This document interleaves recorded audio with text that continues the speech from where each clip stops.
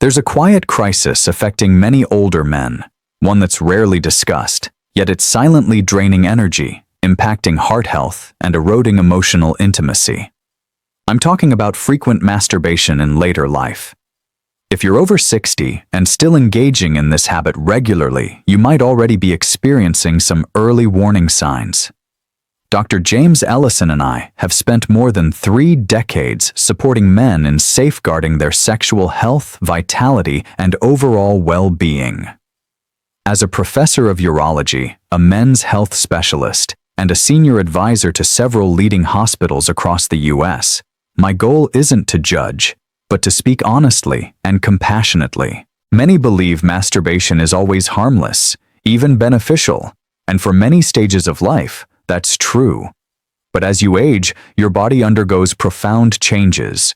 Your hormones shift, your nervous system becomes more sensitive, and your cardiovascular system requires greater care. What was once safe may now carry risks that shouldn't be ignored. The very act that once brought you release could now be the reason you feel drained, foggy, and even emotionally disconnected. In the next few minutes, I'm going to show you the 5 real science-backed consequences of masturbating too often in old age, some of which you've probably already noticed but never connected. More importantly, I'll show you how to regain control, restore your energy, and even reignite intimacy in your relationship naturally. So, if you've been feeling more tired, more isolated, less like yourself lately, don't go anywhere, because what I'm about to share may explain everything, and it could change the way you look at this private habit forever. Before we continue, if you care about your health and want more real, honest advice like this, go ahead and hit the subscribe button and turn on the bell. I make these videos specifically for men like you, and if this message is hitting home, type 1 in the comments. If not, type 0. I want to hear from you and make this content even better for your needs. Let's start with what most men over 60 feel, but rarely talk about. That deep, lingering tiredness that just won't go away. It's not just aging. There's something else at play when you're masturbating too often at this stage in life. 1. Chronic fatigue and hormonal depletion. I still remember a patient named William. He was 68, recently retired, and came into my office looking defeated. He told me, "Doc, I sleep 8 hours a night. I eat fine, but I wake up tired. I take 2 naps a day just to feel normal. What's going on with me?" That kind of fatigue isn't unusual among older men, but what stood out was what he told me next. "I still masturbate almost every day. It's the one thing that relaxes me." Now, here's the hard truth most men never hear. As we age, testosterone, our fuel for vitality, energy, and drive, starts to drop naturally. It's part of life. But when you continue to masturbate frequently, especially without time for your body to recover, you're accelerating that depletion. Each time you ejaculate, there's a temporary drop in testosterone and dopamine, those 2 vital chemicals that give you energy, focus, and mood stability. For a man in his 30s, the body rebounds quickly. But after 60, that bounce back slows way down. That's when you start to feel it. Bone-deep tiredness, sluggish thinking, low motivation. Some men mistake it for depression or aging when in fact their bodies are simply being drained too often without a chance to rebuild. The body isn't a machine, it's a delicate balance. And at this stage of life, pushing it too hard, even through something as private as masturbation, can create a cycle of exhaustion and hormonal imbalance that gets harder to climb out of. William cut back to twice a week, started strength training, and worked with me on a natural testosterone support plan.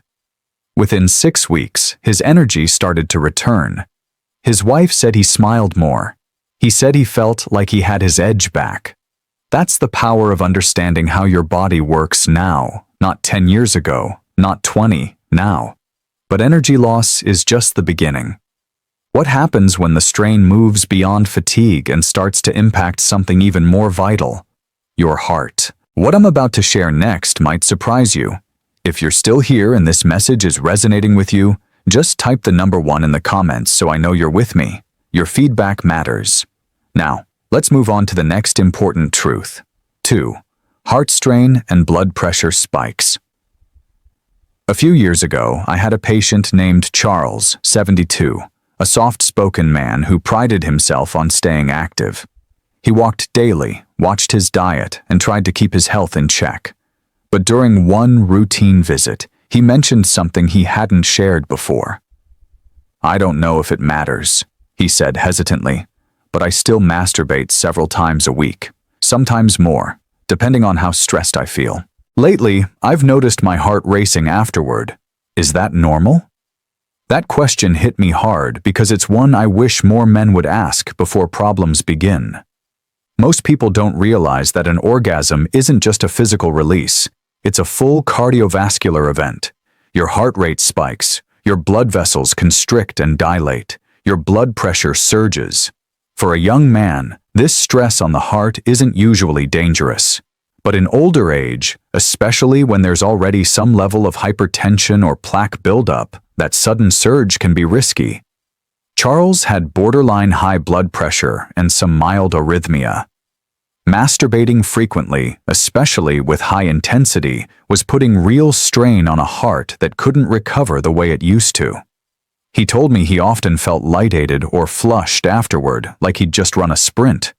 But unlike running, which strengthens the heart with gradual conditioning, repeated solo stimulation in older men can push the cardiovascular system to its limit without offering the benefits of endurance training. After we adjusted his routine, encouraged rest days, and focused on heart-friendly habits like deep breathing and gentle exercise, those symptoms began to ease. More importantly, he said he stopped fearing his own body. "It's not about giving it up," he told me. "It's about understanding the cost."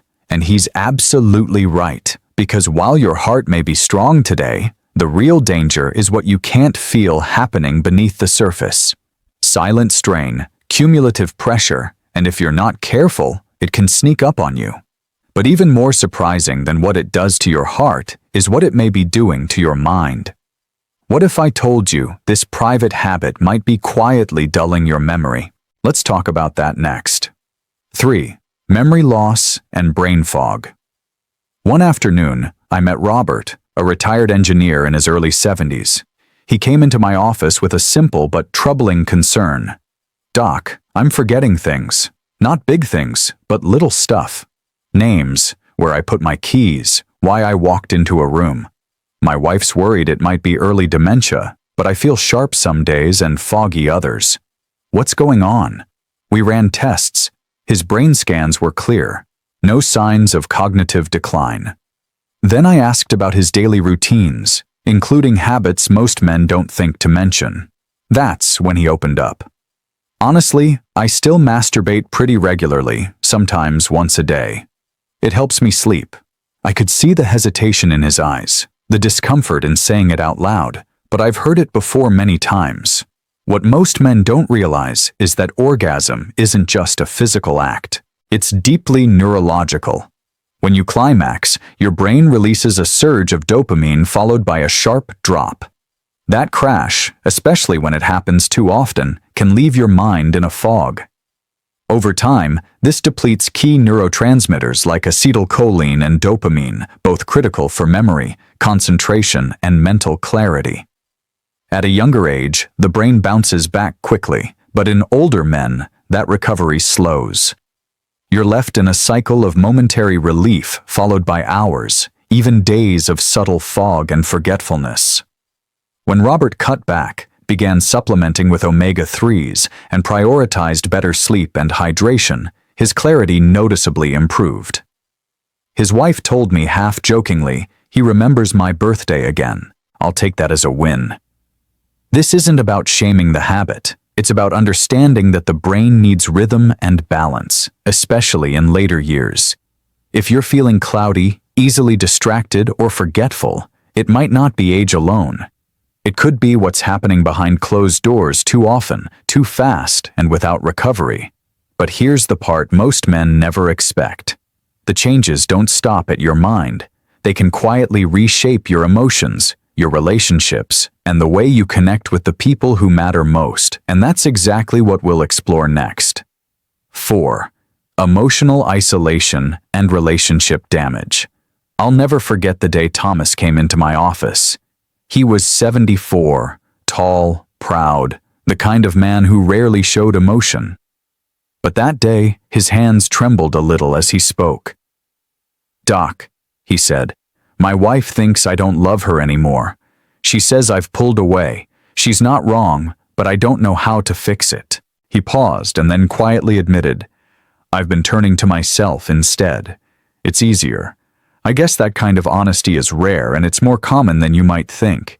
At this stage in life, when the body changes, when relationships evolve, many men retreat inward.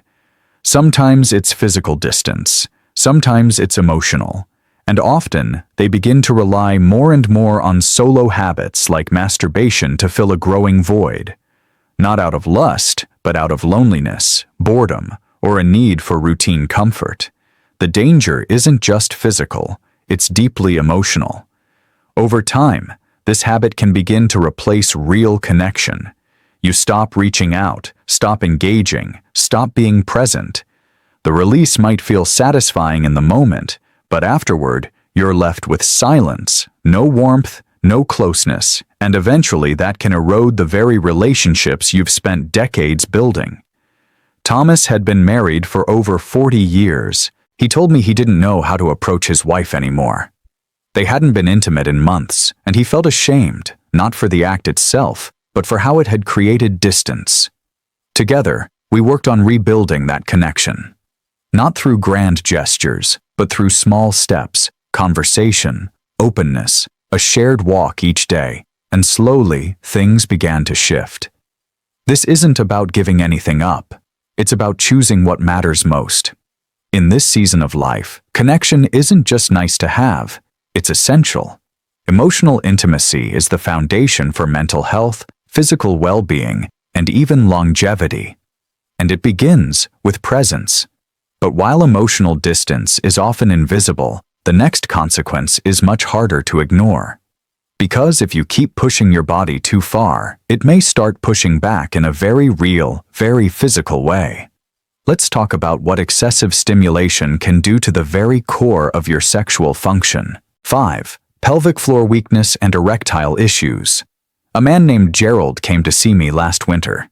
He was 78, witty, sharp, the kind of guy who made jokes even when talking about the most uncomfortable topics. But that day, there was no humor in his voice. "Doc, I'm embarrassed to even say this out loud," he started. "But I can't get or keep an erection like I used to. And worse, I've started leaking a little urine when I laugh or sneeze. What's going on with me?" I asked about his habits, his routine. That's when he told me, "I still masturbate almost every morning." I figured it was healthy. I didn't know it could cause problems. This is where most men are caught off guard. The truth is, the muscles involved in ejaculation, the pelvic floor muscles, are just like any other in your body. They need time to rest, rebuild, and recover. When you're younger, that recovery happens fast. But in your 60s, 70s, and beyond, those muscles don't bounce back the way they used to. Over time, frequent ejaculation without recovery can lead to a weakened pelvic floor. That's not just a bedroom issue. It can affect your entire quality of life. You might notice weaker erections, longer time to arousal, urinary dribbling, even lower confidence. And the worst part, most men never make the connection between what they're doing in private and the very real physical consequences they start experiencing. With Gerald, we didn't take anything away. We simply created balance. He started pelvic floor exercises, cut his frequency in half, focused on quality over quantity. Within a couple of months, his control improved, his confidence returned, and that hopeless look in his eyes was gone. These changes don't mean your body is broken. It means it needs a different kind of care than it did 30 years ago.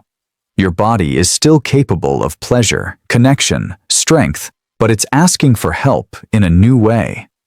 And now that you've seen how deep these effects can run, how they touch everything from energy to emotion to performance, you might be wondering, what's next? How do you take all of this and actually move forward? That's exactly where we're headed next. 6. Closing the loop. Let's be real. After nearly 3 decades of sitting across from men of all ages, I've learned that the hardest part of this conversation isn't the science, it's the silence. Most older men have been told to just deal with it, to tough it out, to never talk about what's really happening behind closed doors. But here's the truth I've seen again and again. The ones who speak up, who face the truth, who take the time to understand their changing bodies. They're the ones who live longer, love better, and feel stronger. This isn't about shame. It's not about saying what you've done is wrong. It's about stepping into a new season of life with clarity and power. What worked in your 40s may not serve you in your 70s. That's not weakness, it's wisdom. Knowing when to shift, knowing when to listen to your body instead of just pushing through. Knowing that taking care of your health now doesn't mean giving up your masculinity. It means preserving it. I've had men cry in my office, not because they're broken, but because for the first time, someone helped them connect the dots. The tiredness, the heart flutters, the memory slips, the emotional distance, the struggles in bed. It wasn't all just aging. There was a pattern, there was a cause, and most importantly, there was something they could do about it. You're not too old to heal. You're not too far gone to change. And no, it's not too late to feel like yourself again. The first step is awareness. The next step is action. But the most important one of all is belief. Belief that your body still matters, your relationships still matter, and your life still has so much left to offer. So now that the truth is on the table, the question becomes, what are you going to do with it? In the next few moments, I'll walk you through exactly how to turn this knowledge into a plan. Simple, natural steps to help you restore energy, rebuild connection, and reclaim control over your health. Don't miss this. It's where everything changes. 7. Conclusion. A better way forward. If you've made it this far, I want to thank you not just for listening, but for having the courage to face a topic most men never do. You've just heard the truth that too many people keep buried. That excessive masturbation in old age can have very real, very personal consequences. It's not about guilt, it's about awareness, and now that you have it, you can finally do something different. We talked about fatigue, how that constant tiredness might be more than just getting older. We explored the silent strain on your heart and the subtle fog that can dull your memory and take the edge off your mind. We walked through the emotional toll, the quiet distance it can create between you and the people you love. And we talked about what happens when your body starts to push back, when the very parts of you that you've relied on begin to weaken under the pressure. But all of this, every insight, every truth isn't here to scare you. It's here to give you back a sense of control. Because once you understand how your body has changed, you can make choices that support where you are today, not who you were decades ago. That's not giving up your manhood. That's honoring it. I've seen it happen. I've seen men turn things around, feel stronger, sleep deeper, connect with their partners again, even rebuild the confidence they thought was lost.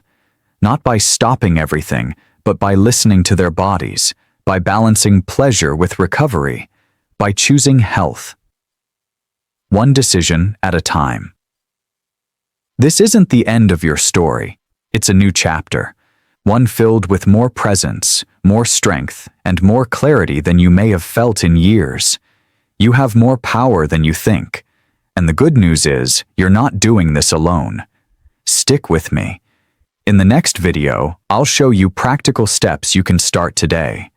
Natural ways to support your energy, your heart, your brain, and your intimacy. You've already taken the hardest step by facing the truth. Now, let's take the next one together. If this message spoke to you or made you see things a little differently, please take a moment to like, share, or leave a comment below. Your story might help someone else, and your voice reminds me why these conversations matter. Let's keep learning, healing, and growing together.